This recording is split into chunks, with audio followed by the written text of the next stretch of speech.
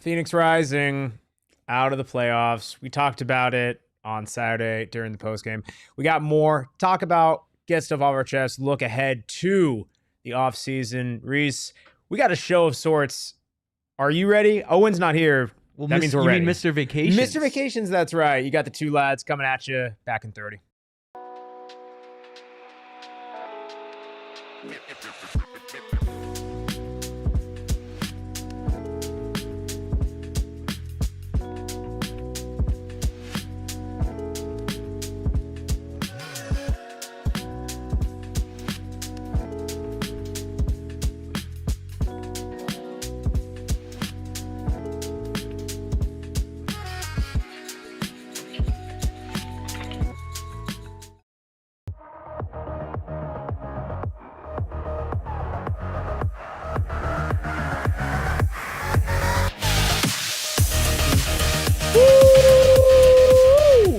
Welcome into the PHNX Rising podcast. Appreciate everyone joining us here on a Wednesday evening. Make sure to go ahead and hit that like button, showing on up. We appreciate y'all. We got Brian in the chat, just became a member. Let's go. Let's have a time. Appreciate you. Make sure join in, become a dyer, become a supporters club member. That darn easy to do. Go ahead, head on over to our YouTube channel, PHNX Sports. Hit that subscribe, hit that join. Super easy. Appreciate you all. Mr. James Wilson in the chat as well. Let's have a show, boys. And Amanda Wilson in the chat. Well. Look who's not here. Mr. Vacations isn't here. Mr. Vacations. You know, we have a lot to discuss, and he's like, you know what would be a great thing to do after all my travel is just to, do more travel. Is to immediately go on vacation. Go on vacation on to the other side of the world. Well, you know why? What's because he missed out on his vacation to Albuquerque this weekend because Rising got eliminated. So he decided to go to the other side of the world instead. This is fair.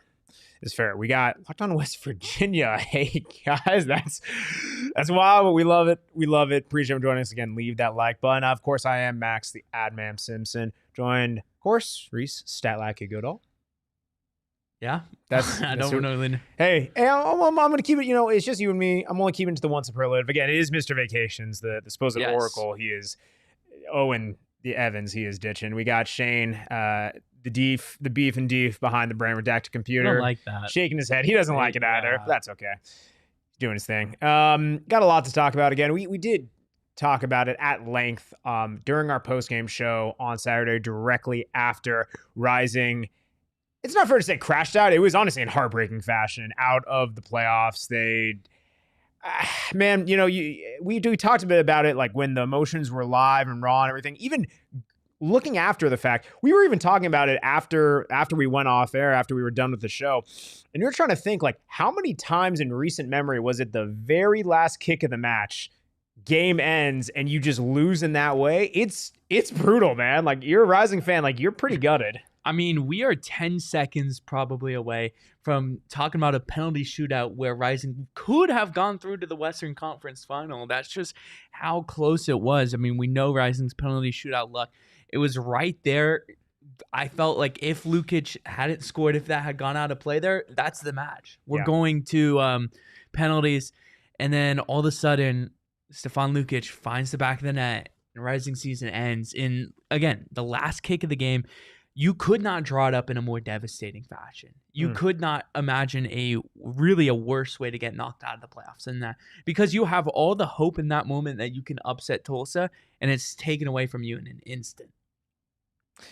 Absolutely brutal. I mean, he's been the guy for them, honestly. Like, throughout the playoffs and very much in very recent form. I mean, it's just kind of crazy. Like, you even go back and watch that, and we've even dissected again on the post game in real time right after it happened. The shot that he has to take, hitting that on a one-timer, going through kind of what was it, four or five bodies, including Rakowski, and it just the angle where it's at. Even if Rakowski gets an absolutely clean look at it, I don't know if he's saving it. You have your margin for that is like you maybe have few inches to play with either side, but it is crazy how spot on he hit that, and just in heartbreaking fashion Phoenix Rising route. I mean, like honestly, like trying to remove the Rising fandom from it. Hell of a shot. Absolutely. Hell of a shot. Absolutely. Was it a volley too, or did he take a touch before that? He might have taken a touch, like either. But either way, whether he did or not,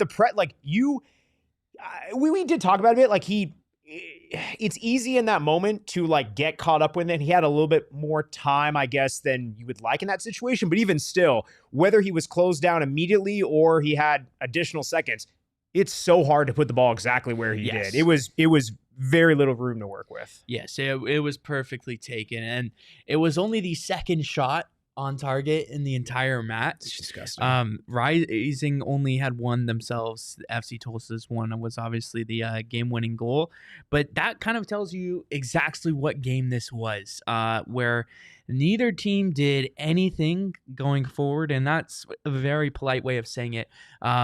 The one shot on target for each team, it was kind of a typical playoff game in a way where it was certainly cagey, but it was also just lacking creativity. And as we talked about on the post game, it was a big part to do with, I feel, that this switch to the back 3/back 5, whatever you prefer to call it, and then putting Hope Avievu as the false 9. Now, I'm not going to say that that was a mistake doing that, because realistically, that's what got them there. That's what got them on that run to make the playoffs. That's what got them to knock out El Paso. Mm-hmm. But in this game, it just, for whatever reason, it did not work.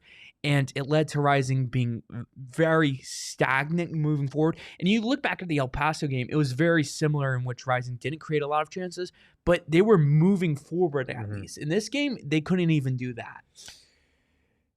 Yeah, 100%. I mean, I don't know. You always keep waiting sometimes for moments like this, for matches like this, where you know it's going to be cagey, where you know there's going to not be much in it, to have something, have the team open up, have them kind of galvanize and be able to move forward, literally up the pitch, and be able to create those attacking options. It just wasn't there. There was a bit more where they were, I think, trying to go vertical and maybe trying to play a little bit less in the midfield than they did in the prior match to El Paso. It just wasn't coming off as much. And again, low bar, because El Paso, not much was coming off there. Yeah. But really, you kind of look at the entire thing, and I think we talked about it a bit on the postgame. The stats match the eye test. It was just a tough outing for Rising. And we'll get into this a little bit later in the show of like, that's kind of a bit of a microcosm of a lot of their seasons, especially down the second half. But Rees, I mean, given we now have had a couple days to kind of digest, remove ourselves from this last match of Phoenix Rising in the playoffs, and even if you want to take it with El Paso in mind, I mean, what was, in your mind, the undoing of Phoenix Rising getting bounced from the playoffs? Because we can talk all we want about that shot, and again, well taken and everything. But moments change games, as you know. But it's goals never change games too. You're darn right. But moments and goals change games. But it really is the accumulation that I think kind of undid Rising. I agree, and I also think that when you're playing a style in the playoffs where you're going to park the bus away from home, it's something that is only sustainable for so long. The best teams are going to find a way to break you down. Now, it's not always going to be on the last kick of the game like this is. It's not going to be that dramatic, but teams are going to find ways and to get past you. And ultimately, I think that had Rising gone and somehow beat Tulsa, I think we'd be talking about an elimination in very similar fashion next weekend against New Mexico had they made it through. I just think when you cannot create chances like that in any shape or form. I mean, I know Isan Sako had a shot late in the game where you'd prefer him to do better with it. He waits too long, has a couple touches too many, but that's really the only chance you can look back at and think Rising should have done better with it, is the best chance of the game, and it was that poorly taken. On the other hand, as James Wilson mentions in the chat, I think it could have worked if we had Colin Smith. Senge isn't just built to run the whole field all match.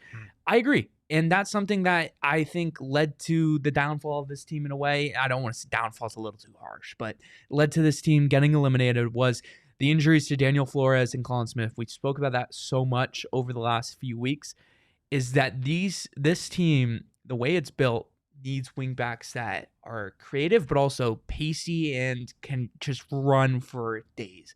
Senge isn't that. He's a center back by trade, and he's a very good center back, but he's just not a wingback. Yeah. Same with Ryan Flood. He's not a center back, but he's just not quite at the level to play wing back at this level. Guys like Daniel Flores and Colin Smith, they're not the greatest players in the world, of course, but they bring enough going forward where had you had those two players in this game, I think you would come out a little bit prettier. Now, I don't know if the result changes, Sure. but you'd look better going forward. I don't disagree, and we've even seen that, right? When before they kind of hit the injury report, before they're out of action, you saw the different dynamic that they were able to bring. And there is always the other side of the coin, right? Like, okay, you had in there who you did, especially I think it showed up even more right on the left side. Ryan Flood, not very much though, always. Not really much going forward, despite his stint as that number 9 that one time away to Detroit. But right, and Indy did it both times. You're right. But he's not the one you want in that position going forward, creating those chances. So what I will say is, I think that was where it helped Rising in terms of their defensive approach. However, I do very much agree with you of at some point, and we've talked about this so often, is you can go into these matches, which they did, and hopefully you catch a break. You can always wear teams down if you want to take it to the distance and go to penalties. You very much can. You're kind of testing fate at that point, but you've seen where Rising has succeeded, especially early in the season. Given the average team, I would like Rising's chances in penalties compared to the other one. However, when you don't have those players, and that's what you're kind of resorting to, we talk about it all the time. We've said throughout the season, you are always in this game trying to maximize your margins. And when you have such a defensive first line and those, outside backs who just are not that, forward front foot, kind of, yes. Maybe not mobile is not the right word, but when that's not your first inclination, it makes it very difficult to then say, hey, we're going to put in a player, same position, but definitely not a like for like attributes, and expect to play the exact same way. We've seen a Phoenix Rising team that kind of gotten in their shell a bit more, made it way harder for teams to break down. But the converse of it is they offer nothing going forward. And when, like we talked about, it's then further compounded by your front three offering really nothing in both matches. And so, again, you look at El Paso, and by the way, we understand, we're kind of, a lot of what we're saying is it's just bits and pieces of what we've been saying on the post games and the shows. This is the tough part of Phoenix Rising when you really have zoomed out, is when you have the defensive line that isn't able to offer much and not able to offer that verticality. And then you look at the front three, you're putting all the pressure on them. It's go get a goal. And when that's not happening, it's you have to hope for those moments in El Paso where you get opposition gets a red card down to 10 men and you just get a penalty, where you're hoping for those moments in Tulsa where that kick doesn't go in the 123rd minute or 21st minute, whatever it was, and that you go to kicks from the mark. You're hoping for those things to happen, and that just wasn't ever going to be a recipe for success that you were at least trying to go for. Yeah, and to your point about the front three, Darius Johnson on that left wing spot, there isn't really much depth behind him. Again, that's another thing we spoke about so many times this season, is he's in that front three because he kind of has to be. There's not really another guy that can fill in and be a 90-minute guy on the left. But Darius Johnson really struggled in this game. He didn't get a shot off. He only created one chance and didn't attempt the dribble. Only one of his 10 duels that he attempted. It wasn't pretty from him, and I feel like that's kind of been a summary of what we've seen from him in a large portion of this season since he's been forced to be a starter. He's just not a 90-minute guy, and he's certainly not a 102-minute guy. Yeah. That's I think the tough part is, and honestly, this is something we could probably get into even further, down into as we get into what this looks like for Phoenix Rising as again in the offseason, as we even talk about this team at large. But I don't know, Rising really went away from, I don't want to say what was working for them from a front three perspective earlier in the season, but because they shift their identity so much, and because they're now trying to play with who is that front three, you're experimenting with Hobaviu as this kind of false 9, hybrid 10, but no one to play off of. Is it in retrospect to say, was it too much change too late in the season? Because I will say, we have gone on the show and we praise them for, hey, you're hard to break down. You're making it difficult for teams to play against, and it is helping you defensively, which we knew this team very much struggled with throughout the season. So I don't want to play revisionist history and say that, we do think there was merit to it. However, do we think that this was really a patch to kind of help cover up what we really saw come to light, which was really a lack of offensive identity when they needed it most? I do understand the sentiment that you have about how it is a lot of change to make with really they switched this back three in the third to last game of the season and switched this really defensive mindset the game before against New Mexico. The issue is, like you look at that North Carolina game, that's one of Rising's best games this season where Rising go out, they defend really, really well. They don't allow North Carolina anything.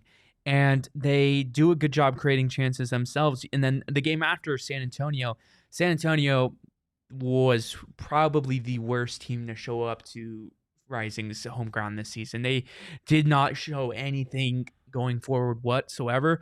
But that was the game where it looked like it was really clicking going forward. And then who do you lose in that game? You lose Flores, you lose Smith. And then since then, you play Pittsburgh, 0-0. Very bad game. Rising don't create anything. The El Paso game last week, where Rising only creates once El Paso go down to 10. And then this week where, again, it's the same story.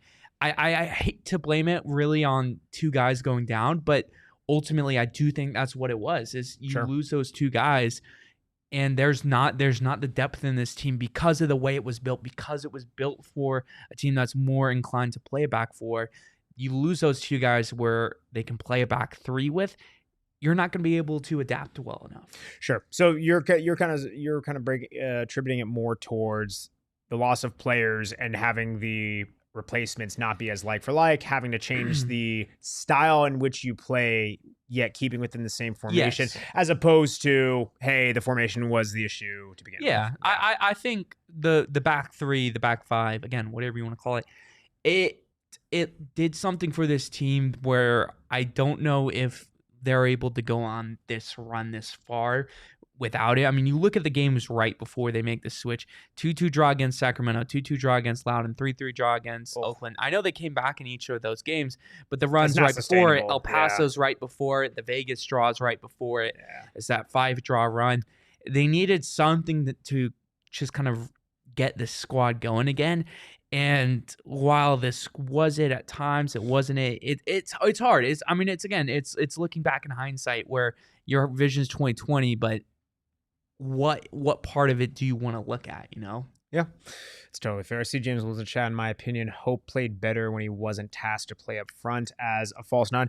Very much agree. I mean, you saw, especially right earlier in the season, where Hope Avayewu he was clicking, dishing with the assist. You kind of saw him as that position he liked to take up was really, almost in a way, was kind of like an in-between of that right wing mixed with a 10, kind of in that half space is where he very much loved. And, even if it is a false nine, the fact of the matter is when he was at many times during these two playoff matches, when he is the furthest up the pitch, it is that is never going to work. It's never really going to work. That's not his game.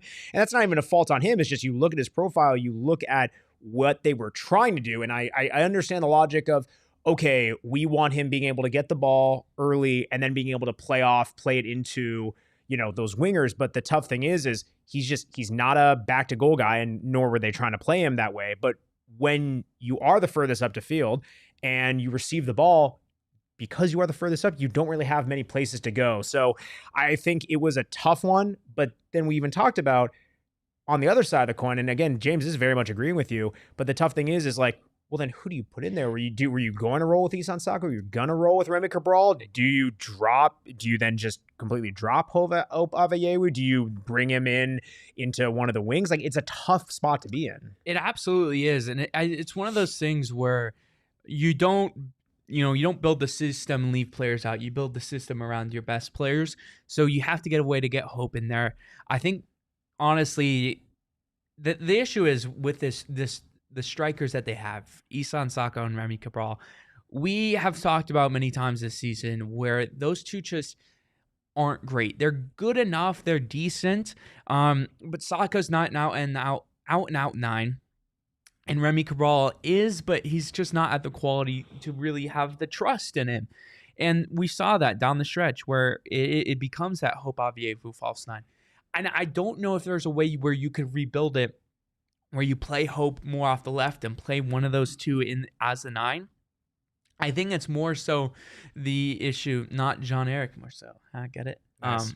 Not more. It's more so the issue that this team didn't have a 9 that is capable of making a run to the Western Conference Final, capable of being a top 3 team in the Western Conference. And we talked about that on the postgame. This is going to be a theme of conversation all offseason long, because really since 2023, Rising haven't had a true 9. And as BJ just says in the chat, we haven't had a true 9 in a while. Need to focus more on strikers over midfielders this season. I absolutely agree. They need to find somebody that can come to this league, come to this team, and just be out and out 9. I don't want this guy doing anything else but scoring goals. I don't want to see him dropping down, showing beautiful hold up play, nothing like that. Don't even know that. This guy cannot leave the 18-yard box. He should just be there, black boots on, and scoring goals. I love the black boots. That's to be fair, that's a mark of a striker. I love it. Absolutely. Yeah, I agree. It's tough because, as we know, those elite number 9s. I mean, they're certainly in the. I mean, for USL standards, certainly many of the good handful in the league. Yeah. Tough part is Rising. Right, they've had them in years past. Again, we've talked about the 2023 run. You have Danny Trey, who was on fire, Manuel Arteaga, who in his own right, very much like, right, he was a top 5 scorer, right, in the league. Like, they had a good pair of guys, and just I think you've seen bits and pieces, right? You've had Remy Cabral have some moments within 2024 last season, but just through injury and through form, just could not sustain it. You didn't really have anyone be that guy to emerge this year. I mean, honestly, like, even kind of looking at this in retrospect, if you had to point out who was Rising's best playmaker this year, there are 2 names that come to mind to me, but neither of them are really your number 9. No, it's Charlie Dennis and Hope Avievu. 100%. And looking at the goal scorers, Charlie Dennis was your top goal scorer with 8. Hope was 3rd with 6. Isan Saka was 2nd with 7. That's not including Open Cup or Jägermeister Cup, just strictly the league. But I think that kind of tells you what kind of the issue with this team is that the fact that those 2 players who aren't your 9s, I obviously Hope played as a false 9 at times, but the fact that those 2 guys are coming out and being 2 of your top 3 goal scorers is not great. And Remy Cabral was 4th with 6, but he had 3 penalty goals. So half of his goals were penalties. The other half, which is only 3, were not. Not pretty. 100%. Shout out everyone in the chat. By the way, make sure to leave that like. Deborah, hello, everyone. Appreciate you. Yep, Deborah. We got to jump on the shark going a little bit early, but we appreciate you joining us. Amanda Wilson. She's reminding people the key facts. I mean, Max has a golden boot. Need a true 9. Again, I'm respectfully cannot confirm or deny whether advances have been made from Phoenix Rising for my goal scoring services. I have respectfully declined any and all, just in case for future reference. BJ in the chat, we haven't had a true 9 in a while. Need to focus more on strikers over midfielders this offseason. We have center midfielders that can hold the ball 100%. And then James echoing that, if we had a quality 9 and healthy wing back, Hope could shine again. Yeah, I mean, I think like this is going to be the interesting thing as we see another round of kind of the roster construction, bit of reconstruction going into this offseason, right? And I think this has been the really tough part of, like, for years now, this fan base has been clamoring for a true number 9. And again, there are those in this league. It's all about, what is their contract situation? Do you pony up? Do you make a trade? Can you make an aggressive move for one? And even within that, right, we have seen that even when you bring in a 9, is it the right profile? Can they stand up to fitness? This system, especially if they're going to be going forward with this kind of, 3, 5, whatever in the back, it seems so predicated on getting those outside backs forward, getting the ball in, and having that striker latch onto it. I couldn't agree more with what you're saying of, yes, you need the quality midfielders and the wing backs in order to move the ball up, get in the right spaces. But going off what the chat's saying, going what we're saying, you already have, if everyone's healthy, which that's a whole nother thing. But if people are healthy and people in fitness as well, you have that in abundance, I would say, in a lot of positions. What you don't have is someone who, no nonsense, I'm putting the ball in the back of the net. You either have that or you don't. And Rising, it just more often than not, they don't. And I'm looking back at some of the rising strikers over the years. Obviously, 2024, Remy Cabral and Formella. This year, Cabral and Isan Sako, really your two guys there. And then I was thinking back at 2023. You obviously have Danny Trejo and Manuel Arteaga. But there was a point at the start of the season in 2023 where people, and on this podcast, I wasn't on the podcast, so I'm blaming Max and Owen here. That's fair. They were questioning Manuel Arteaga's ability as a striker. Mostly Owen. And it was, absolutely. It was mostly Owen. and saying a certain Jackson Conway should get minutes over. That was what a time that was. What a time. The Jackson Conway fan club. Who would have thought that team would have ended up winning the league that year? My word. Bless you. Is the tattoo to show for it. Yeah, people forget about that. Yeah, I mean, honestly, like it's the really tough part about, just being a striker, but especially in this league, you would know, Max. I mean, but of course, it's a tough part is, right? You're looking for that profile. You're looking for that complete player, and everyone is. But I think there is something to be said of, like, you've seen teams who have succeeded. Like, you don't have to be the flashiest guy. You don't have to have this complete all-around game. Can you get the ball in the box? Yeah. Can you latch onto one and go from there? Like, and this is not to put down some guys, but like we've seen some of the guys who, even if they're not leading the league in scoring, but ones that are consistently threatening, the ones that have teams that make these deep runs, they have guys who can put the ball in the back of the net. They maybe don't have the most complete teams, but they can straight up score when they need to, even if it is a timely goal, a 1-0 match, a 2-1 match. I think that's all it needs sometimes. I think Phoenix Rising can really do with a little bit more of the consistency that they showed down the stretch, and mainly like in the very late stretch of the defensive efforts going into the playoffs and everything like that. So that is a step in the right direction. But you also need to then match it with, we can't be going to these matches where, right, you have 1 or 2 shots on target all game. Like you're going to have a miserable season next year if that's going to be the norm. And how many games this season, outside of the crazy ones where it's 3-3, 4-3, 4-4, all those crazy games that Rising played. The Texoma 5-4. 5-4. I mean, that feels like a lifetime ago. But how many games really, when you look back at this season, were we looking at the attacking performance of this team even before they made the switch to this run and being worried? I mean, that Vegas game, the 2 Lexington games, Tampa Bay, as attacking as this team was, and obviously they have the goals to show for scoring 48 all season, they struggled at times in weird spurts to score goals and create chances. It really isn't something that is stuck with this system that they changed to. It was just kind of one of those years where it was the most bizarre season you'll ever watch. Mm-hmm. And I think if you had told me before the season some of these results and we'd still be questioning the attack, I would have thought you were crazy. But that is the truth. This team struggled for good parts to score goals and create chances. It did. And this is going to be the theme of the offseason that I'm looking forward to, and I'm curious how this team is going to be building. It's just trying to find a bit more of that balance, right? You saw the guys that they brought in through, in the last season, right? They went young. They very much were looking for, these are high energy guys. They put a lot of running into it, and it's going to be very much a team that plays a lot of, maybe not free flowing, but a lot of transition and a lot of like, hey, we are not going to get outrun. And you would see that throughout the course of the season, where it was, they get into a lot of these track meets. You would have these games that they could win 4-3, they can lose 4-3, it could be 1-1, it could be 3-3. You really didn't know what you were going to get. And I think as the season went on, they brought in some guys with a little bit more experience, a little bit more, trying to think of the word, a little more control, like on the ball, and a bit of structure in the midfield and in the defense, right? A couple guys who are like, hey, maybe a little bit less of the running is preferred, but still very much can put in a shift and a bit more of that positioning. And you ended up with a team where you're not conceding as much, but you're also not attacking as much. I'm curious in the offseason how they can actually just get a bit more, I don't want to say boring isn't the right word, but just a bit more of like complete, a bit more standard, right? I don't think you need to go so much in the extremes of not necessarily bring in more of the guys with that same profile. I think you have plenty of that, but can you bring in someone with a bit more of those refined edges, a bit of those refined finishing skills, a bit of that quality on the ball? Because I think you have, like, how you have the team made up, there is a lot of like there's a lot of talent, a lot of pieces that I think you can build from. We, of course, are going to find out more about, like, right, okay, what are those contract situations, who's are up, everything like that, and that'll help take shape of it for sure.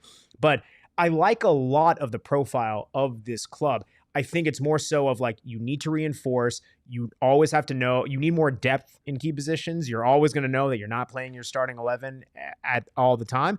And I just want to be able to see, outside of the number 9, I want to be able to see, can we have multiple guys in positions who can threaten on a consistent basis? Yes, scoring goals would be great, but even just being able to take a shot on, being able to take it to the defense, not having this, let's play the perfect kind of ball sometimes this team got into, but really towards the end of the season, they weren't even getting in the threatening positions, let alone trying to find the perfect ball. Yeah, and to James Wilson's comment, do we think it's going to be another rebuild, or will they keep a good number to keep a strong core?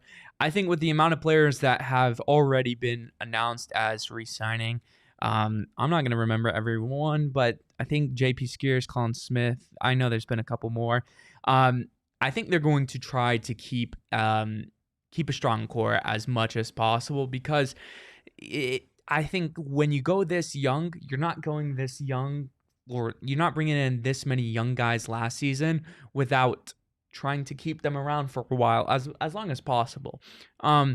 And I do think that would be the plan. Obviously, they're going to have some holes. They're going to probably lose some guys that they think they're going to keep, just the nature of the USL.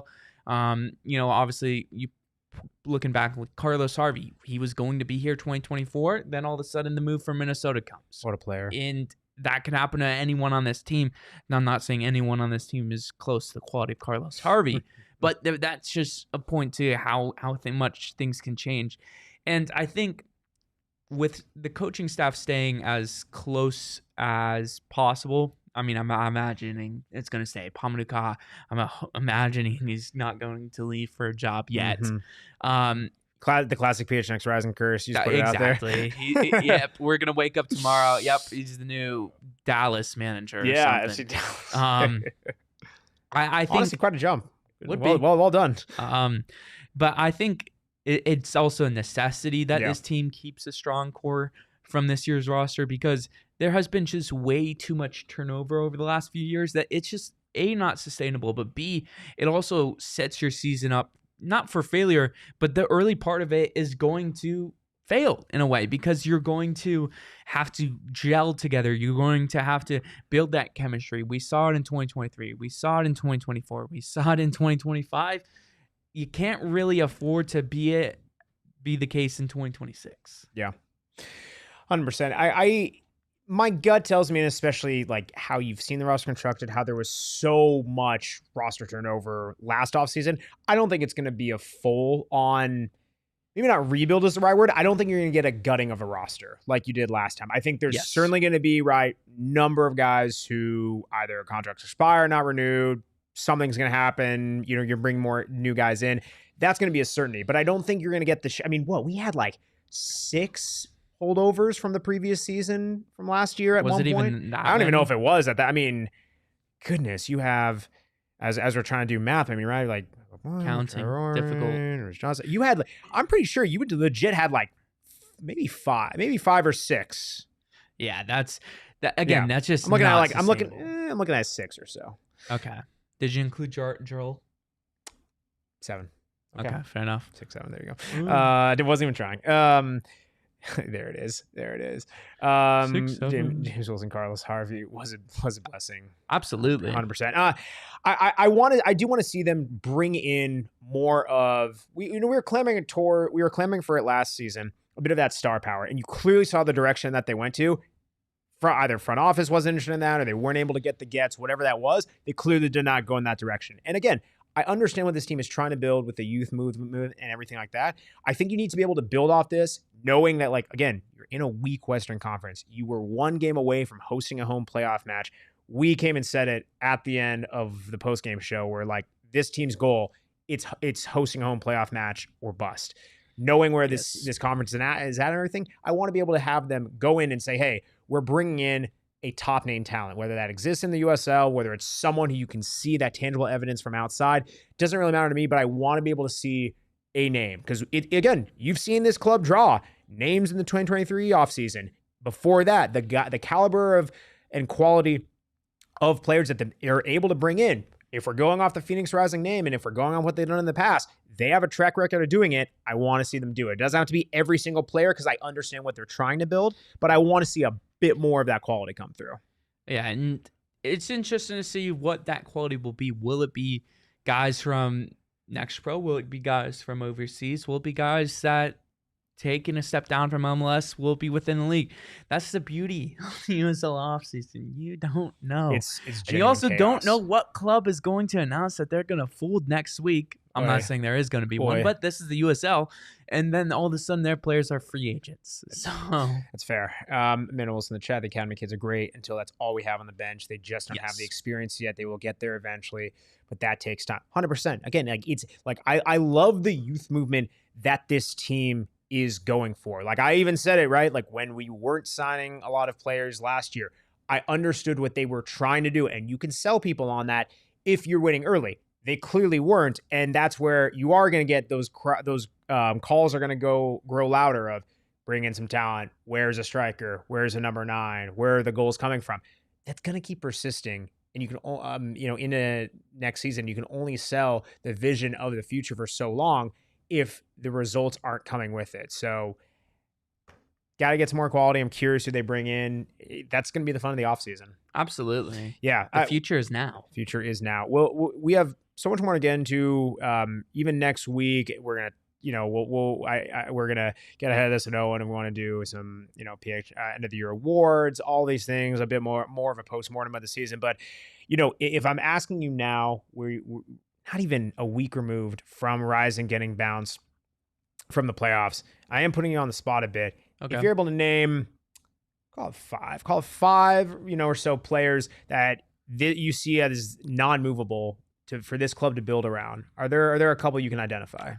Okay. Chat, please feel free to chime in as well. First two for me are the first two for hopefully everybody. And Charlie Dennis and Hope Avieva. Yes, and I should say, by the way, this is like not knowing, like this is regardless of contract situation, like who do you want to build around? Okay, so Charlie Dennis, Hope Avieva. Midfield, Jean-Eric Morceau. Mm-hmm. I think what he showed down that playoff stretch was incredible. It was a lot better than I expected him to be, especially at this age. So he's a guy who has to be there. The back line is difficult to choose from because you don't know what Rafa's legs are going to look like this time. Yeah. Not this time. That's tough. Yeah. In March. That's a tough one. Pop, my boy, was good at times, struggled at other times. I'd be willing to pick him as my fourth. So we've got Pop, Jean-Eric Morceau, Hope, Charlie Dennis. A fifth, I don't really know. I think I'd have to pick Rafa just for the experience. He provided a sense of calmness at the back. On other options, I know he wasn't healthy for a large part of the season, but when he played, I really liked him, was Damian Rivera. I think a lot of people are going to be looking at Rakowski and potentially putting him there. I don't think so. I think that's a guy you don't have to move on from, but a guy you have to find kind of a replacement for. I don't mind if he stays as backup, but you need better. Amanda Wilson, Hope, Charlie, Colin Flores, Kelvin. Flores is a great shout. I've heard different things about him next season. I think he'd be a very good player to bring back. Same with Colin. As for Kelvin, again, we never really got to see his potential as she mentions. I'm intrigued by the profile, but I wouldn't be willing to put him in my top 5 just because we didn't too much potential. Exactly. Too much potential, not enough. Unrealized potential. Yeah. So like you mentioned, Amanda's. Who's your 5? Ooh. And it's kind of, not trying to copy. Your first 4, I completely agree, right? Charlie, Hope, Pap to me actually seemed like a pretty easy one in terms of especially having the captainship, everything like that, being able to be that solidified part that he was. Fifth one is kind of tough. Fifth one is a little tough for me. There's a number of different ways I can take it. I do see promise, and maybe it is the recency bias of just how different this team looked, but like I do see Flores, I do see Colin Smith. Like I see that they have their parts. But I think that's, to me, almost the tough part of like the fact that there isn't a fifth guy that's like ringing out to me. I think that's kind of the tough part with this team. I mean, even like talking about the goalkeeping position, right? Like I have nothing against Patrikovsky. I think he had helped a lot, especially in the early part of the season. And maybe this is my take. I don't know. I don't think goalkeeping is, to me, the big red flag of this team that it could have been going into the season. And maybe that's just because I think like the attack, the front three, and especially the number 9 position is so much more of a glaring hole for me. I understand that, but I also think that there isn't a big enough difference between Tristan Henry and Patrick Rakowski. I don't disagree as well. When we saw them swapped for each other, it was bad. Now, granted, again, there were times where I think Rakowski played really well. I don't know now that I think about it even more. Now that I've had another second to digest it, I think I do agree with you now. You need to get a 9, then you need to get a keeper. Sure. And by the way, like I guess my overall thought on it is I think Patrikovsky, he brings a lot to this. I don't even know if I would if he ends up being our, the goalkeeper next year, maybe it wouldn't be like, whoa, amazing. I would not mind at all an upgrade. I just don't think it's quite the situation we were going into last year. Is like, is that who you're going with? Because like you see how it plays out. You definitely can upgrade for that position. And again, like I think I'm lukewarm about it all, just because I think there's so much bigger fires. Like if that's what we're focusing on, I'd much rather put that attention, time, and energy towards sorting out the attack, getting some viable options, getting in a quality 9, and like yes, by all means, upgrade your goalkeeping position if you can. I don't think that's the issue with this club. There are not really matches where I'm like, even after all of the years of rising keepers being absolute studs and being some of the, if not the best in their positions in the USL season after season, we certainly didn't get that this season. If these 2 keepers are on the roster, I don't believe we're going to get that next season. But I guess I would sacrifice that if you can get a attack that really has not looked the part for really the better part of now 2 years plus. Yeah, and the thing that I look at is I think the striker has to be your number 1 priority, all right? And then after that, I think the goalkeeping position is something that, as you said, has been something that this club can really hang its hat on, because it's been so good over the years that I can't tell if it's something that we've been spoiled and now we're not getting spoiled anymore, or and we're kind of having to get used to reality again, or is it something where those two just quite frankly aren't good? That's fair. We got some interesting ones in chat. Devonall, his are Charlie Dennis, Tristan Henry sees potential in him, Damon Rivera, Pat Marboy, and Remy Cabral. Devin, we appreciate your comment. Amanda Wilson, Remy only if he can stay on. I mean, and again, like I think that's part of he's offside. That's part of the microcosm of the number 9. Like genuinely, this is going to be a weird thing to say. Like I rate Remy Cabral as a player when he stays on sides. The issue is he's so inconsistent in terms of the fitness and staying on sides that like I feel a lot of his good moments, and he's had a lot of moments for this club, have been just that, moments, because you just haven't had that consistency. So it's part of the larger story. It's part of what's going to shape this offseason. Before we get out of here, I'm curious.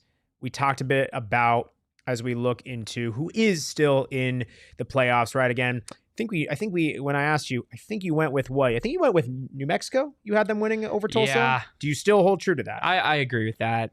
I just think Tulsa, they've won 2 games in extra time where they scored at very different points of the extra time, but still, I just don't think it'll last for much longer. And I think New Mexico is unfortunately a good side. That's fair. And then I think you had. I don't remember who I had on. I think you might have had Pittsburgh winning. I think I did. Now that I think about it, that's something that again I'll stay true to, and we'll have a black and gold derby in the final on a baseball diamond. At 11 a.m. local. Oh man. Isn't that awesome? That's USL. Or I think it's 10 a.m. Oh gosh, that's USL heritage. Oh, absolutely. It's what this league was built for. Oh man. Well, we're wrapping up a bit early. Is there anything you have for the people before we head out of here? If you find Owen at the airport, let us know. Oh boy, or don't. We're good. But anyway, appreciate everyone joining us here on the PHNX Rising podcast. You can always, of course, follow us on PHNX__Rising _. I don't know. What do you want, Max? Double the Shane. What are we doubling? Double the heartbreak. Double heartbreak. Respect. That's devastating. Speaking of heartbreak, right? Make sure to keep on watching on PHNX Sports, right? PHNX Suns show going to be doing their pregame post here in a little bit. Speaking of heartbreak, watch the Suns show. Is that what you're saying? No. That's awful. No. Speaking of, actually, you know what? I did accidentally make that transition. Wasn't trying to, but no. Keep on watching at PHNX Sports on our YouTube channel. Double PHNX the nines next. There we go. Yeah, I love that. PHNX Suns doing pregame posts here in a little bit.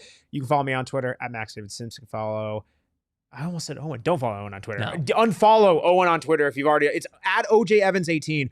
Go to his Twitter and then unfollow it. You can follow Rees on Twitter at Rees11_. You can follow Shane Diefenbach at Shane Dief. Again, we will be back here Wednesday, week from today, back to our 6 p.m. programming. Got a lot going on. End of the year awards, bunch of stuff that we're going to throw on Owen, have him whip up some stuff. Yeah. And that's going to be a fun surprise. Mr. Vacation's coming back.